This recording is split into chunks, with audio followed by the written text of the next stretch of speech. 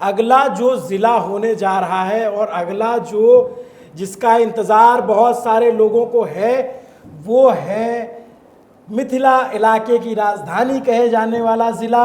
दिल थाम के बैठिए दोस्तों, नंबर आ रहा है हमारे सामने दरभंगा का। दरभंगा जिस जिले में 10 विधानसभा सीटें हैं, दरभंगा जहां पिछली बार मात्र 1 सीट जीत पाई थी आरजेडी और लगभग स्वीप किया था एनडीए गठबंधन ने। दरभंगा के आंकड़े आपके सामने हैं। दरभंगा भी इस बार चौंकाने जा रहा है। सौरभ, क्या है दरभंगा? दरभंगा में अगर मैं बताऊं तो एनडीए के खाते में यहाँ 10 में 8 सीटें जा सकती है। पिछली बार मुझे लगता है शायद यहाँ बीजेपी ने स्वीप किया था 10 की 10 सीटें, जहाँ तक मुझे याद आ रहा है। 9 सीटें, 9 सीटें, 1 सीट लूज की थी, तो 1 सीट बीजेपी यहाँ पर लूज कर सकती है।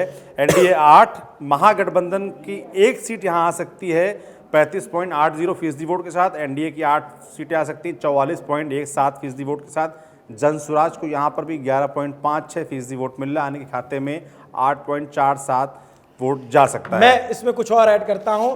दरभंगा जिले में 2 सीटें जो हैं वो महागठबंधन के खाते में जा सकती है, क्योंकि जो कुशेश्वर स्थान है वहां पे जो निर्दलीय प्रत्याशी हैं उनको, निर्दलीय प्रत्याशी गणेश भारती को महागठबंधन ने समर्थन दे रखा है।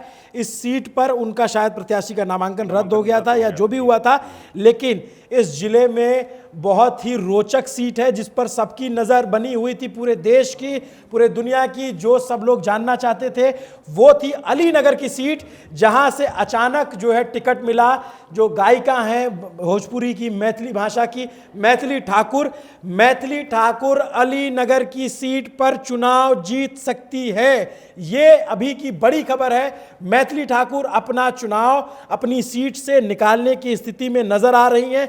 मैथिली ठाकुर को अच्छी बढ़त दिख रही है इस सीट पे।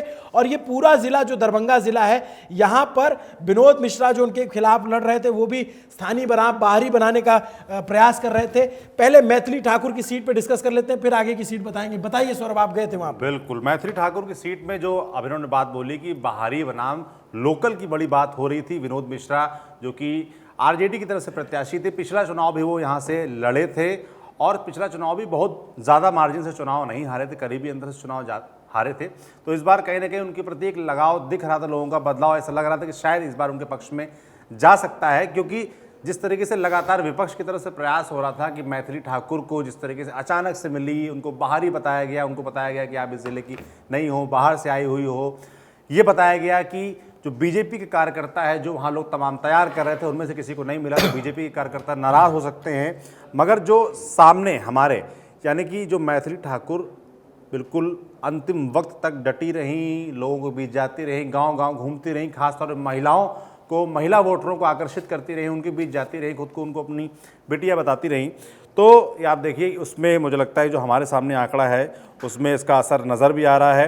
उनके लिए बड़े-बड़े नेता कैंपेन भी करने आए थे कि गणेश भारती इंडिपेंडेंट कैंडिडेट वो कुशेश्वर स्थान से चुनाव जीत सकते हैं। ये सीट पिछली बार जेडीयू के खाते में गई थी, लेकिन ये जिला अब भी एनडीए से ज़्यादा मोहब्बत करता है, उसको बहुत बड़े अंतर के साथ जिता रहा है। इस बार टैली में फिर फेरबदल आएगा।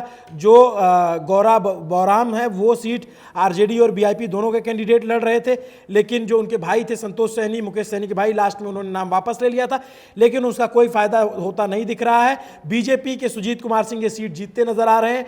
बेनीपुर से कांग्रेस के मिथिलेश कुमार चौधरी चुनाव हारते नजर आ रहे हैं। विनय कुमार चौधरी जेडीयू के चुनाव जीतते नजर आ रहे हैं।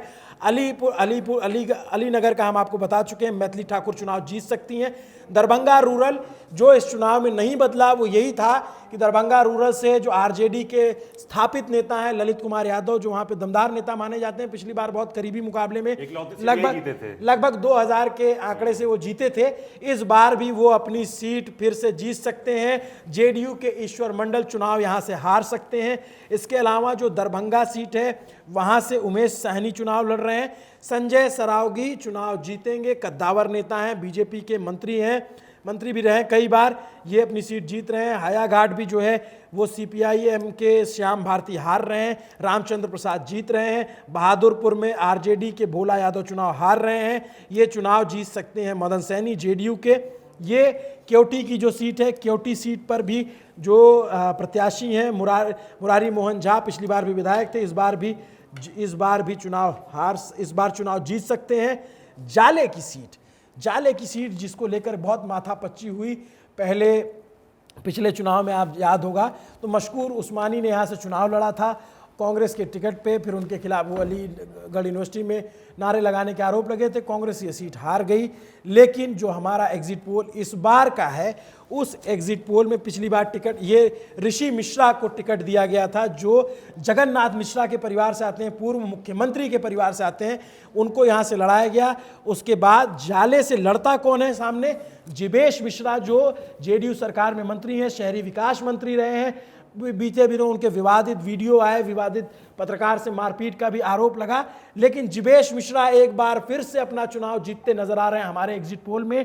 एआई पॉलिटिक्स और न्यूज़ पिंच के एग्जिट पोल में जिवेश मिश्रा जीत रहे हैं, और जो ऋषि मिश्रा हैं वो चुनाव में हारते नजर आ रहे हैं, पिछड़ते नजर आ रहे हैं। दरभंगा जिले ने एक बार फिर से राम एनडीए पर भरोसा जताया है। निश्चित रूप से इसका ट्रेंड भी ऐसा बता रहा है। वोट प्रतिशत में भी अगर आप देखेंगे तो ये कहीं ना कहीं उसी और ट्रेंड ज़्यादा नज़र आ रहा है।